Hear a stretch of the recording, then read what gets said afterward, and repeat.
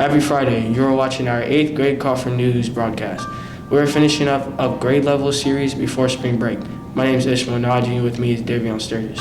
Thank you, Ishmael. On this broadcast, we'll be featuring the activities from our 8th grade CMS students, teachers, and other staff members. Speaking of technology, let's go to Eric and see how he explains students and teachers can use to be more organized. How to make and use your brand. Making your logo. Your logo should include all the things you want your brand to be about. This logo will be the starting point of your brand. Spreading your brand. Spreading your brand is the easier part. Everything you make, such as flyers or videos, make sure to include your logo. This will make your brand more recognizable. Keep going and keep growing. Add your logo to everything. Make sure you are recognized. I've had my logo in the bottom right this whole time. This is to show that me or my brand is the original creator of this content. Yeah, that's pretty sweet. Yeah, it is. But let's look into the lunch menu after spring break. We appreciate all of the lunch ladies and everything they do every day. Yes. Now let's go to Ms. McGuire with another segment of Table Talk with the 8th grade team leaders Sarah Green and Lily Perry. Good morning or afternoon, whichever you're watching. This is Mr. McGuire, media arts teacher at Crawford Middle School.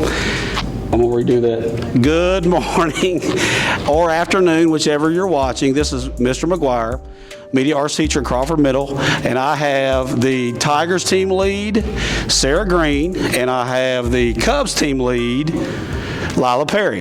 These two teachers are 8th grade teachers, where Miss Green has one side of the hallway and Miss Perry has the other side of the hallway. So let's start with Miss Green. Miss Green, tell us a little bit about yourself.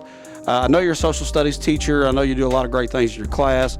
Tell me how many years you've been teaching and some things you're passionate about with Crawford Middle School. Well, good afternoon, everybody. First of all, thank you, Ms. McGuire, for taking time to talk to Miss Perry and I. My name is Miss Green, and I've been teaching for 18 years. I've been teaching middle school for 18 years. So I don't know quite what that says about me, but I have stayed in middle school for the last 18 years. I've been at Crawford for 10, and absolutely love Crawford. I live in the neighborhood. I go to church in the neighborhood, and so I just enjoy, one of the things I enjoy most about Crawford is the diversity. We have an amazing set of students from diverse backgrounds, and I think that just makes Crawford an amazing place to be. So, yeah, that's a little bit about me. You know, and that's cool about what you're saying with the connection to the community. As you go to church here, you probably see some kids sometimes on occasion, you know, and that kind of helps with your rapport in the halls, in the class, so on and so forth. Ms. Perry, you want to answer the same question? Yeah, so I've been teaching for about 7 years, at all 7 years at middle schools, and I really enjoy Crawford students because they're entertaining, they're creative, they're funny, and they're way more entertaining and interesting than any other middle school group I've ever worked with, so it keeps the day interesting. You know, and that's great because when you all are talking about how interesting 8th grade is, or just middle school in general, you know, it sounds to me like you all have a high level of passion, which makes sense why you all are both team leads. You know, I know as a team leader myself, we work with our colleagues to try to help with different things. Can you tell me a little bit about what you do for the Cubs, 8th grade Cubs at Crawford, as a team lead? Oh, what don't I do? You know, there's a lot of behind the scenes stuff. And it's okay to toot your own horn because that's why we're here on Table Talk here at Media Arts, Crawford Middle.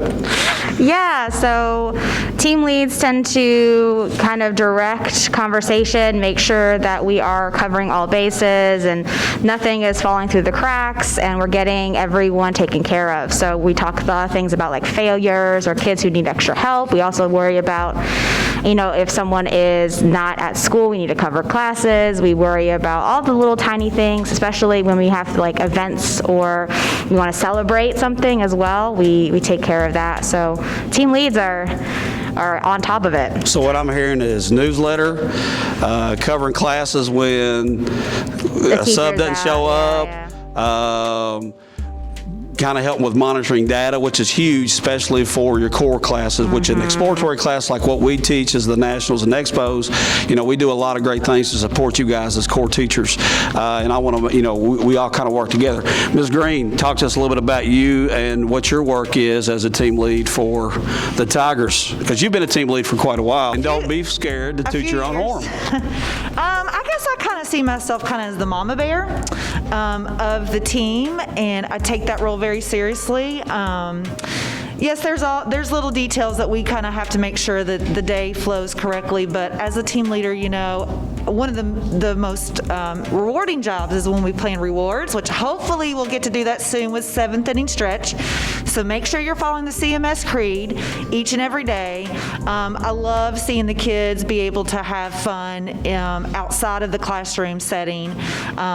So that's probably one of the most rewarding things as a team leader is planning these rewards for the kiddos. Yeah. And I do see myself kind of as the mama bear of the Tiger's Den, if you will, making sure that the kids are passing their classes, or if they need something, making a plan as a team so that we can all work together, because that's why middle school is set up that way in teams, so that we can support that kiddo kind of just like a family.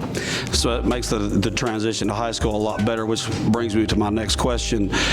Last week we had a focus on 7th grade, and the week before was 6th grade. So our 6th graders are coming to us as like babies, really, from elementary school, not really knowing. And with this COVID year, it's been even more of a transition. 7th grade students are kind of like I would say like the middle child. 8th grade students are getting ready to transition. As a parent of a high school senior and a college senior, tell me a little bit about like how you all prepare our Crawford 8th grade students for high school, because I know that is a part of the conversation, being in college and career ready, or just getting some type of higher education. But when they transition from us hugging on them and being around them when they go to high school, and it changes totally. And I know I've observed a lot in your all's classroom on how you all try to establish those changes and try to establish this is what it's going to be like. So your structure's got to be there. Tell me a little bit about that. Let's see. So there's a couple of different things. First, we have to prepare them academically, being able to read and write on a level that they're prepared to do that in high school. And then secondly, we try to prepare them individually as far as being responsible, taking ownership of your own work and your own path. And we kind of see a switch, or I usually see a switch about December in 8th graders, where they know, hey, I'm going on to the next stage in my life in high school, and I have to kind of up my game. The time for kind of being a kid and having silly behaviors needs to stop. So I don't know what do you think, Miss Perry? Because we're all trying to cram it all in, in 9 weeks of being in person. Because I'm excited to see these 8th graders, and a lot of these 8th graders have your all's classes. So it's just trying to cram it in. Because hey, we're going to high school next year. So yeah, how are we going to prepare for that? Middle school is definitely like a safety net, isn't it? We try to make sure that they are ready, but we're also there to support and guide and show them, hey, this is where you would have really messed up if you were in high school, but we're going to help you get back on track. So a lot of it, I feel like in 8th grade, again, the academic side of things, obviously the reading, the writing, the researching, but it also comes down to your own personal responsibility. Are you able to reflect on your actions? Are you able to understand how your actions might have led to other consequences, further actions afterwards? Are you thinking as a community member and not just as an individual? Those types of things we want to get them ready for as they move on to high school. That's awesome too, because that kind of brings me to my next question. Y'all are doing a great job with this. Tell me a little bit about yourself outside of school. Where are you from? What are some of the things that you like to do? Like me, myself, I enjoy playing the guitar. I'm not very good at it, but these are some of the things I like. And obviously I love technology, so I'm always doing something with technology, whether it be videoing or throwing cameras in your all's face. And even outside of school, after school, Miss Green, Miss Perry, can I get your picture? I need a voice note or whatever. Tell me a little bit about that. Where you're from and some of the things you do outside of school. I'm actually from Lexington, Kentucky. I've lived here all my life. My family is from Massachusetts, so I visit there quite often. And outside of school, I just play a lot of video games, watch a lot of TV. Really? I enjoy reading and writing, but you'll find me, especially during the school year, going home and relaxing and playing video games. What kind of video games you play? Recently, it's been a lot of Animal Crossing. I'm not gonna lie to you. Really? Yes, absolutely. But That sounds like my daughter. That's I've funny. played some Valorant. I've played a little bit of Cold War. Just it depends on the mood. Interesting. Well, Miss Green, where are you from, and what are some of the things you like to do outside of school? Now, I know that you're really big into KEA and NEA and FCEA and all that great stuff. So you can incorporate that too, because I know you spend a lot of time on that stuff as well. Well, I don't play video games unless it's the Nintendo Switch. There it is. I've There it been is. known to break down a move or two on the Just Dance, but maybe Miss Perry can teach me some cool video games. Let's see. I'm from Georgetown, Kentucky, but I've lived in Lexington for several years. I have 7 chickens, and 7 chickens? yes, I the did not kids know know. this. The kids have seen the chickens on when we've been Zooming. That's great. So I enjoy doing that. So to your question, I am very active at the community level and at the state level, and sometimes at the national level, because being the social studies teacher, one of the main jobs I need for my students to understand, because they are our next generation, is that we need to make sure that if there's an issue that we're passionate about, that we have the skills and the ability and the knowledge to promote change. And that is so important, especially in this day and age. We've had a lot going on politically and socially, and no matter what your beliefs are, you need to know the structure and have the tools to be able to promote change when you're an adult. So yeah, I do a lot. Obviously, I'm passionate about education. Because I think truly that is the social equalizer. No matter what the issue is, if you have a good education, then you're able to promote that change later on. Right. So I am super excited to see what this next generation is going to do. We have a generation of kiddos, and I've told them in class that has gone through things that I could have never imagined having to process when I was their age. So I think that they are going to absolutely kick butt when they're my age or your age, and I'm just excited to see what they're going to do with the skills and the tenacity that they have had to endure over this last year. That's fantastic. You know, these students, when we retire and we're slightly forgot about, these students are going to be the core, and the fact that you all give them and teach them how to express your voice in a way that other people will listen. You know, with social media and the stresses today outside of school and some of the things they have to deal with that's beyond their control.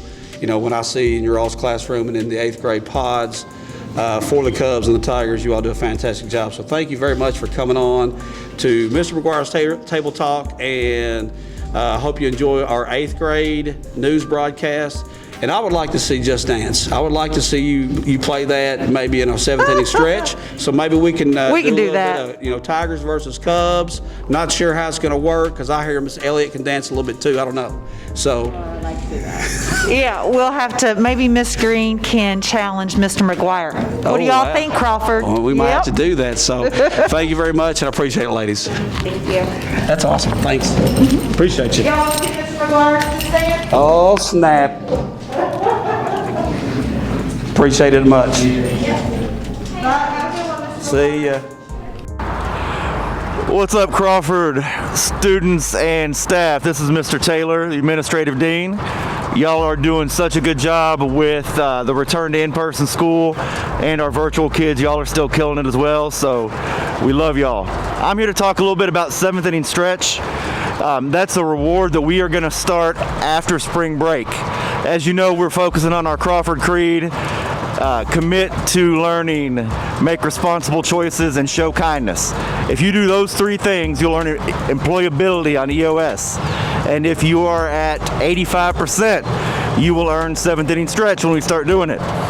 Details will be communicated out to you guys, because obviously we have to do things a little differently. with COVID and safety protocols, but we'll probably have some surveys to see what kind of activities you all would like that we're able to do. But we're real excited about rewarding some of you guys for your awesome behavior so far. We're proud of you, and keep up the good work, Crawford. Our teachers do a great job. It's good to hear from them from time to time. Yeah.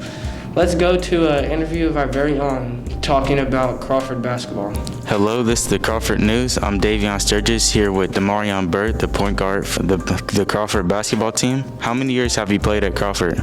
I've played 2 years at Crawford. What was your favorite moment during the season? In practice, whenever we scrimmaged, What's something you feel that your team could work on? we could work on handling the ball. What do you think is your team's biggest advantage? I think it is our height. This is Davion Sturgis, and no, Mr. McGuire, you cannot dunk on me. Sadly, CMS basketball season has ended with a close game from Ryan Station. Now let's watch an interview with Ishmael Naji and his teammate on the Frederick Douglass baseball team. Hey Crawford, it's Ishmael Naji, and today I'm with my teammate Calvin Johnson. How you doing today, Calvin? I'm doing good. How about yourself? I'm doing good. How do you think our first game will go? I feel like it's gonna go really good. I feel like we're gonna have a couple of things to work on, but overall, I feel like it's gonna go good. How do you think the overall season will go? I feel like the season's gonna go great. We have a lot of advantages.